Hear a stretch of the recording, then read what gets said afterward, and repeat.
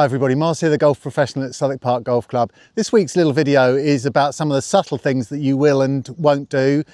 Some things you've never thought about, some things you might have done inadvertently. So the first one is spin and check spin and side spin around the green. So here's a little chip shot here on the first. It's caught quite a break from right to left if we play it naturally.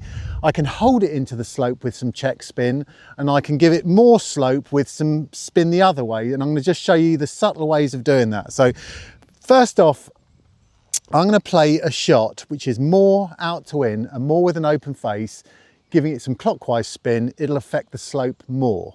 Okay, so let's see if I can give you one of these.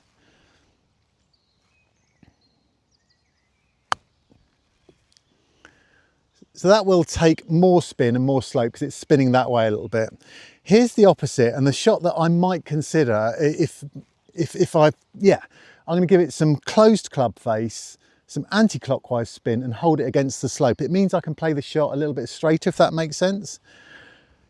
So I've towed the club in a little bit. I'm going to swing a little bit in to out, and that check spin will hold against the slope, and you can see that's run very straight. So it's something to play with. You can use that spin to your advantage, or sometimes you might be doing it unknowingly. So have a look at that, because those three shots would be out to in, more spin to the right, into out close face, a little bit more check that way and holding into the slope. And obviously you've got your stock one, which will be, that nice square face. So yeah, a little bit of spin control around the green, worth practicing with. All that was, by the way, was with a gap wedge. Okay, here's a scenario that a lot of you don't like and are very worried about. It's these short range bunker shots. Bit of a lip on the bunker. This is the one to the back right of the second. Not much landing area. My only little tip for you here is to help you with these ones is, don't be frightened to use your lob wedge, because that's going to give you a little bit of extra height if you have one.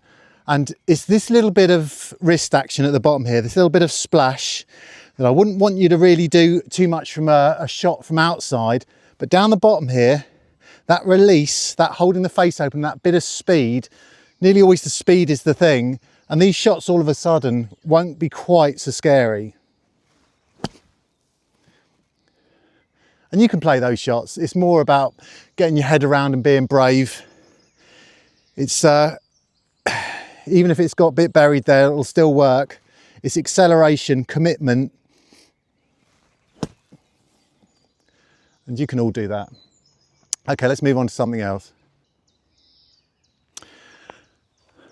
Okay, so here's one for some of you that might struggle with out of bounds left. Now, my route to not hooking it is a low tee. So here's half a tee with my driver, tee to go down quite low. So it's probably about the height that a lot of you will play a 3-wood off. It's almost, not impossible, but it's almost impossible to hook it off of a low tee with a driver. So I'm going to aim down the left-hand side, swing as normal, and I'll get almost a guaranteed cut or a fade. And you can use this on lots of different holes. And that is perfect. One of the safest shots you can play in golf once you master it, the little low tee squeezer. Okay, so here's the one I'm getting asked the most. How do you stop the ball on these summer greens? We haven't hardly had any rain now for probably a month. So they're getting hard and they're quite quick. So how do you get backspin on these greens? It's only going to be possible for an element of you golfers.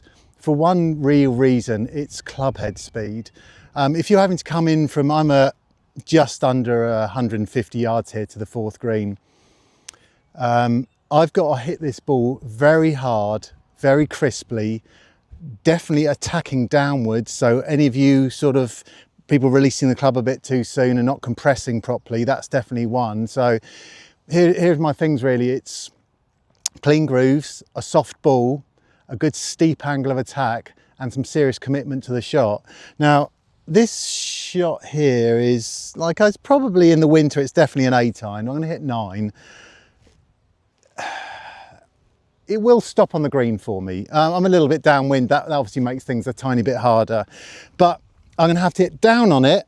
I'm going to have to be aggressive with it. I'm going to have to keep plenty of club head speed, and I need a soft enough ball. So if you're playing with anything with distance written on it or anything with a clicky cover, you're probably not going to stop it no matter how good you are. So Someone did say the other day you need a ping pong ball or a tomato, but let's see if I can hit a good shot and show you where this may pitch. I reckon I've caught that just a bit too well. Okay, that's pitched pin high and just run off. It's actually quite a good shot, but I'm just gonna, that's mainly because it's downwind. I'll be surprised if, obviously, I need the right club, I think. It's sort of just, I don't know, it's probably about 148 from here as well. So pitching wedge for me, that's quite a long way, but I think it's because it's a tiny bit downwind. So attacking downward speed. Good punchy divot too. It's quite a nice shot. It's very similar to the other one. Okay, so that's landed on the green and stopped short of the flag. The other one's pitched almost pin high, and it's actually quite a makeable putt. It's just rolled into the fringe. So how do you get the backspin? Well, there becomes a point where the spin's going to come off with a longer iron for sure. But with these shorter irons, attacking downward, loads of speed, soft ball, clean grooves. The amount of people's clubs I see, and a load of mud in the grooves, you need those grooves to impart some spin into the ball. So keep them clean. Tip for you, definitely for the higher handicappers, putt until you can putt no more is my advice for a short game. But if that's your default position, you'll be all right. So fringe of the green, I think probably, 9 out of 10 golfers are going to putt this, because for the main reason, you're going to set it off online. Now, if I start coming back further, that was a lousy putt, by the way, lack of concentration. Now this one's got a bit more of a challenge because I've got to work out the first part. So it's going to be a bit slower and then it's going to speed up, but I've got an uphill putt. And again, I'm almost guaranteed to keep it online, which I'm definitely not with a chip for a lot of people. So we're coming quite a long way back now.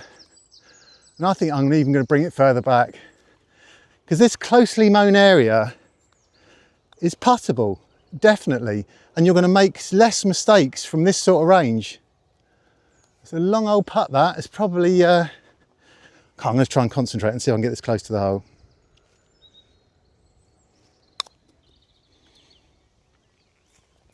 Now, putt until you can't putt no more is a good idea for a lot of people.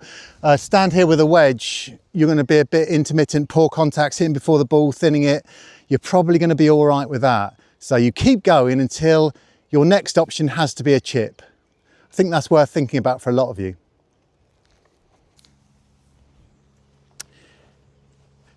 Here's one that won't always come off, but something that you must consider. Now, here's a shot where I've just come to the side of the green and I've got no green to work with at all. And after the green, there's a bit of a slope. So one of the things that you could learn to do is use the contours to kill the ball a little bit. So pitching into slopes is something that not many of us would ever have practiced. But if you do understand how that ball will kick off a slope and react, you really can use it to your advantage. So I'm just to the left-hand side of 5 here, and it's probably, I don't know, 5 foot up. And if I can land the ball into this slope somewhere, I can deaden the shot, and then it will just trickle onto the green. Now my risk is I don't play it hard enough, and but it comes back to good chipping again, and it's about landing areas. So if I concentrate on my landing area as opposed to my end destination, you can sometimes pull off a really nice shot. If I tried to float that onto the green, I'd have no chance.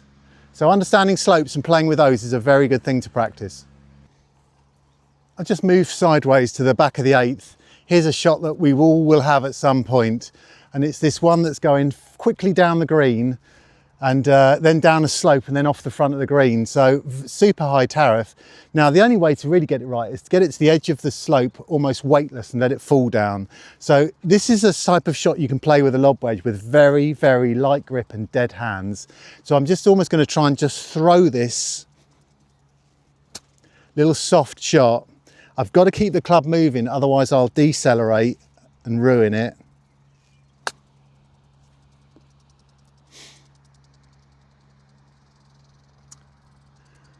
And that's a nice little shot with a makeable chance to do it. So it's a brave shot. Lob wedge, soft hands, just feel the weight of the club, and it'll give you a very dead type of shot. Worth practicing. Quite possibly, this is the number one, there it is, the number one mistake I think people make course management wise. I think this is the number one, and it's the inability to accept the bad shot and then recover from it, rather than being too greedy and trying something very spectacular. I've been out here before with people having on-course lessons, and they're like, yeah, I'll get my 5-iron on that. I'm like, wow, do you know what I mean? Seve wouldn't get his 5-iron on that. You just have to take your medicine, and you have to take care over your escape, so you don't just casually go up and whack it. So I'm about 180 yards left off of the 9th tee here in the rough. I really need a safe shot back onto the fairway to keep going. There's no point me going for any type of glory. I've got a horrible lie. So I've got lots of loft. I've actually got my gap wedge again, could easily choose my sand iron. So it's early wrist break. It's a bit like imparting spin, lots of speed and making sure you don't quit on it. And nice and still with your head, don't go looking for it, because you know, that's what you don't want to do. So I'm gonna really concentrate on my connection. I'm gonna tighten my grip a little bit, so make sure it doesn't twist too much at impact. And loads of speed. And that's what you got to do. You've got to take your medicine, get out and start playing again. And like I've said to you before, if your next shot is a positive, like my next shot now is, right, I'm going to go and get up and down. I'm going to stick this right next to the flag. I'm back in dead centre of the fairway. I haven't gone for some sort of crazy shot. So take your medicine, just a really good tip. Take your medicine out of this thick rough and get back and playing again. Okay, here's this shot I just hacked out from the rough. More course management now, and maybe this isn't the ideal place to talk about it, but it's the ability to understand a good miss and a place to leave your ball if you can't go directly at the flag or whatever distance isn't on your side. But understanding misses is really important, and when you look at a flag, where not to miss. So I've got lots more green to the right of the flag than the left. So I'm going to try and aim a flag stick to the right, because I've got a better miss opportunity. I will much more likely be on the green. I know I've told a few of you this story about my friend that played in the Masters, and they put him out with Mark O'Meara and Fuzzy Zeller because he was only a young lad. And I think that was right anyway. It was definitely Mark O'Meara. Where not to miss. Every time you hit the green, not there, son, you're dead there. So Augusta is obviously another animal, but Southwark Park has its moments too, and there's certainly places to not be long or short. So I'm not going to take super dead aim at the flag here. I'm going to aim a flag stick right and try and give myself a chance to get up and down from that terrible tee shot.